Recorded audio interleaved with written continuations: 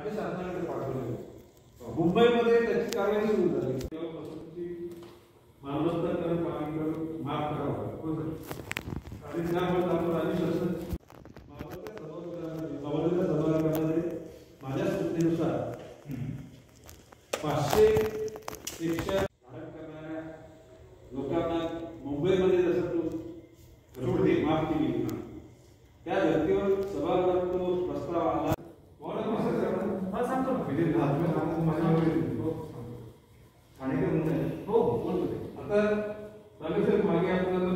कोण रजेवर गेलाय, का गेलाय, कोण निघून गेलाय मला काय माहिती नाही.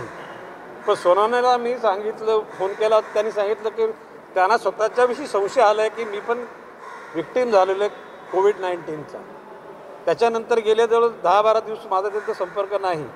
आणि आपण म्हणतात ती गोष्ट काय मला काय समजलेली नाही. मी बाब तपासतो आणि त्या अनुषंगानं काय खरं आहे ते आपल्याला सांगतो. एक चौकन्ना कार्यकर्ता है, विधायक था, आज भी वो कार्यकर्ता के स्वरूप में अच्छा काम कर रहा है. पिताजी और बेटा ये तो नाते से हम दोनों दोस्त हैं, ऐसा हम काम करते हैं. नमस्ते. आज माननीय आयुक्तांच्या बरोबर मागच्या झालेल्या मीटिंगमध्ये जे विषय मांडले होते त्या विषय अनुषंगानं जी काय प्रगती झालेली आहे त्याचा आढावा आम्ही त्या ठिकाणी घेतला. वाशी एक्झिबिशन सेंटरमध्ये महिलांकरता सेपरेट वॉर्ड करावेत तर त्याने ते केलेले आहेत. जनरल असलेल्या म्हणजे बेड्स, ऑक्सिजन बेड्स आणि आता होऊ घातलेल्या व्हेंटिलेटर बेड्स त्या ठिकाणी आपण मागणी केली होती की डायलिसिसची एक मशीन असावी. मशीन तिथं पोचलेली आहे. त्या ठिकाणी एक्सरे मशीन असावी. एक्सरे मशीन पोचलेली आहे. ब्लड टेस्टिंगची युनिट तिथं असावं त्याची पण प्रोसेस सुरू झालेली आहे. साधारण 8 दिवसामध्ये डायलिसिसची मशीन आणि एक्सरे मशीन सुरू होईल अशा प्रकारची माहिती त्याने आम्हाला दिली. मागच्या मीटिंगमध्ये आणि मीटिंग नंतर आपल्याला मी म्हटलं होतं की 200 ICU बेड त्या ठिकाणी खाजगी रुग्णालयाबरोबर कॉन्ट्रॅक्ट करून त्या ठिकाणी करण्याचं त्यांनी ठरवलेले आहे. त्याच्यापैकी 25% भाग म्हणजे 50% बेड या 10 ऑगस्टला त्या ठिकाणी उपलब्ध होतील. म्हणजे त्याच्यामध्ये 20 व्हेंटिलेटरच्या बेड्स असतील. पुन्हा परत 10 दिवसांनी परत 50 बेड होतील. त्यावेळेला 20 व्हेंटिलेटर असतील. अशा प्रत्येक 10 दिवसांनी म्हणजे 10 ऑगस्ट नंतर आणखी 3 टप्पे म्हणजे 200 ICU बेड आणि त्यामध्ये 40 व्हेंटिलेटरच्या बेड्स अशा प्रकारची जी भूमिका आम्ही मांडली होती त्या अनुषंगाने त्यांनी प्रयत्न करून त्याला यश आणण्याच्या अनुषंगानं वाटचाल सुरू झालेली. विद्यार्थ्यांना शिष्यवृत्ती देण्याच्या बाबतीमध्ये त्यांनी हेडमास्टर्स आणि शिक्षक यांना घेऊन त्यांच्या अकाउंटवर पैसे देण्याच्यासाठी तरतूद केलेली आहे आणि प्रोसेस सुरू झालेली आहे. लवकरात लवकर ते पैसे विद्यार्थ्याच्या अकाउंटवर जमा होणार आहेत. आता करोना योद्धा म्हणून परमनंट स्टाफला जे सुरक्षा कवच त्या ठिकाणी देण्यात आलं होतं त्यामध्ये मी मागणी केली होती की आपल्याकडे काम करणारा टेम्पररी कामगार, रोजंदारीचा कामगार, ठोक पगारावरचा कामगार या सर्वांना सुरक्षा कवच मिळावं.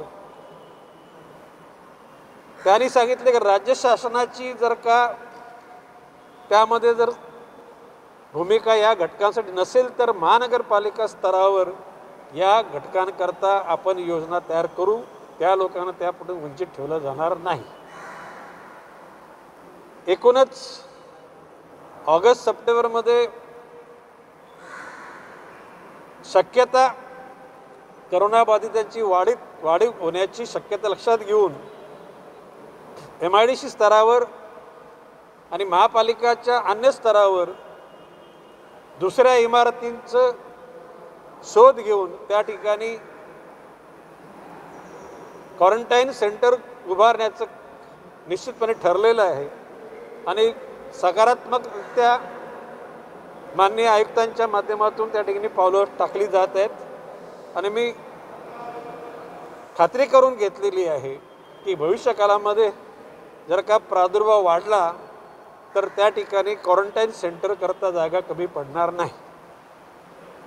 एकूणच महानगरपालिका स्तरावर कमी असलेला स्टाफ, डॉक्टर, नर्सेस, वॉर्डबॉय आणि इतर स्टाफच्यासाठी सुद्धा भरती सुरू झालेली होती. त्यामध्ये आम्ही मागणी केली होती की प्रकल्पग्रस्तांना, आमच्या नवी मुंबईतल्या झोपडपट्टीतल्या तरुणांना, गावच्या तरुणांना आणि LIG वगैरे स्तरावरचं काम करणाऱ्या तरुणांना त्या ठिकाणी प्राधान्य द्यावं आणि तशा प्रकारची त्यांनी भूमिका घेतली. त्यांनी सांगितले लोकांनी यावं, आमच्याशी संपर्क साधावा, नवी मुंबईत राहणाऱ्या लोकांना प्राधान्य दिलं जाईल अशी त्यांनी भूमिका घेतलेली आहे. आता आपल्याला काय प्रश्न विचारायचे विचारा. लोकसंख्या वाढते त्याच्यामध्ये बाब अशी आहे की लोकांमध्ये थोडीशी बेफिक्री, म्हणजे आता जर तुम्ही जर पेशंट झालेल्या लोकांची जर आपण जर नावं बघितलीत तर शिकली सावरलेली जबाबदारीनं काम करणाऱ्या स्तरापैकी काही लोकांना त्याची बाधा झालेली आहे.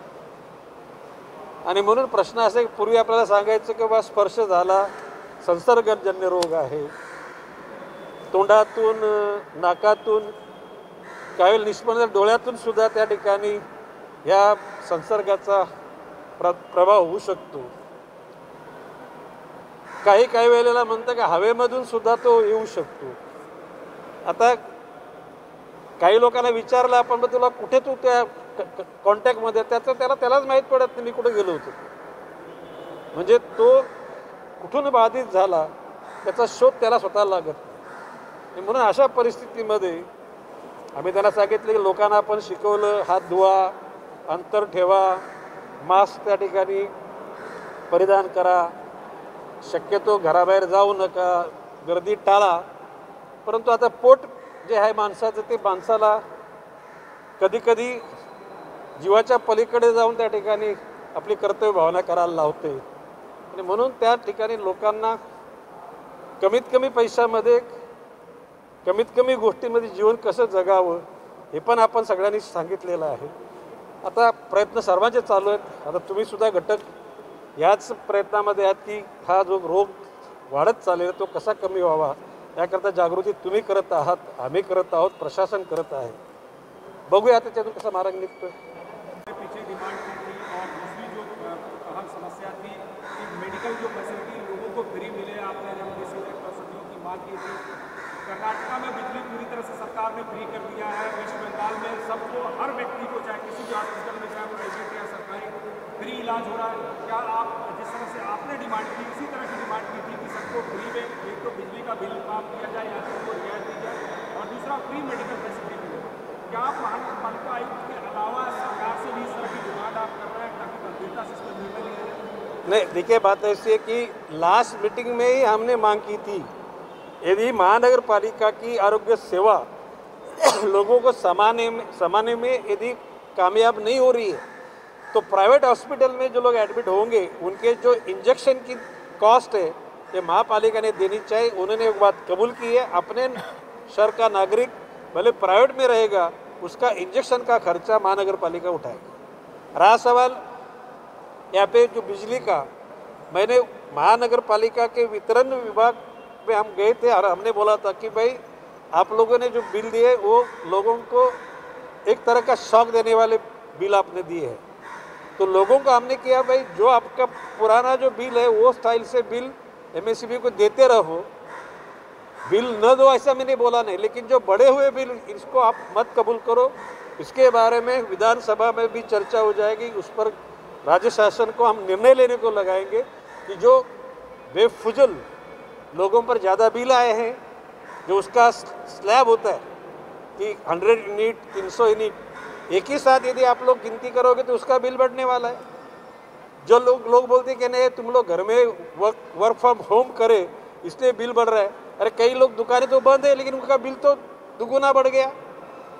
कई मकान बंद है, उनका न कोई मीटर देखा और वो लोगों ने बिल उधर चिपकाया।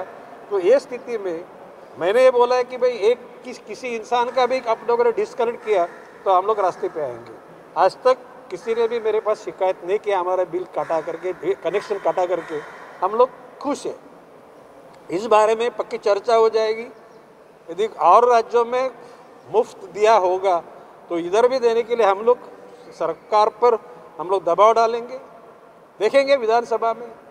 अभी रहा सवाल इस शहर की जो मालमत्ता कर के बारे में जो 500 स्क्वायर फुट का, मैंने आयुक्त महोदय से आज भी जिक्र किया है कि आप शासन को बोलो कि भाई मुंबई में यदि 500 स्क्वायर फीट के मकान की जो घरपट्टियाँ माफ़ होती है तो मुंबई के लिए निर्णय इतना फास्ट लिया जाता है, नई मुंबई के लिए क्यों नहीं? उन्होंने मुझे एश्योरेंस किया कि हम लोग उसको फॉलोअप कर रहे हैं। और बोलिए नाही महाभाषी की डम्पिंग ग्राउंड तिथून हलवावा अशा प्रकारची मागणी माजी नगरसेवक राजेश शिंदे यांनी केली, माजी परिवहनचे सभापती अनवर शेख यांनी केली, परिवहनचे आताचे सदस्य राजू इंगले यांनी केली। त्यांचं म्हणणं की इथून हे डम्पिंग यार्ड हटवावं। आता अशा महापालिकेची महासभा अस्तित्वात नाही।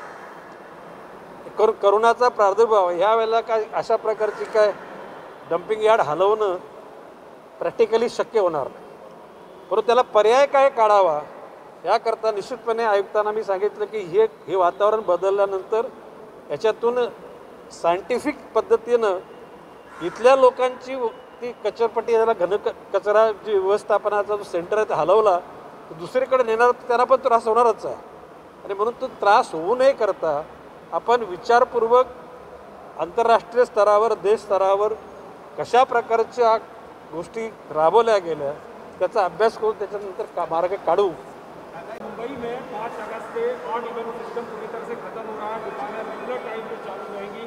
आपने आज कमिश्नर से मुलाकात की है, क्या कुछ यहाँ पर स्थिरता दी जाएगी? क्या जो ऑड इवन सिस्टम है या जो कंटेनमेंट नॉन कंटेनमेंट जोन है वहाँ पर कम से कम रेगुलर दुकानें खुलने के लिए रेगुलर एस्टेब्लिशमेंट? नहीं, हमने उनको पत्र लिखा है, मैंने दिया है कि जिस इलाके में ऐसी कोई बाधक परिस्थिति नहीं है वहाँ की दुकानें खुलनी चाहिए। डेंटिस्ट लोगों का जो मैंने निवेदन दिया था, डेंटिस्ट लोगों को उन्होंने परमिशन दे चुके हैं। वो लोग मतलब आहिस्ता आहिस्ता परिस्थिति सुधार रही है। लोगों की जान के साथ न खेलते हुए जितने भी सहूलत देने की भूमिका है वो लेने के लिए उन्होंने तैयारी दिखाई। नमस्ते।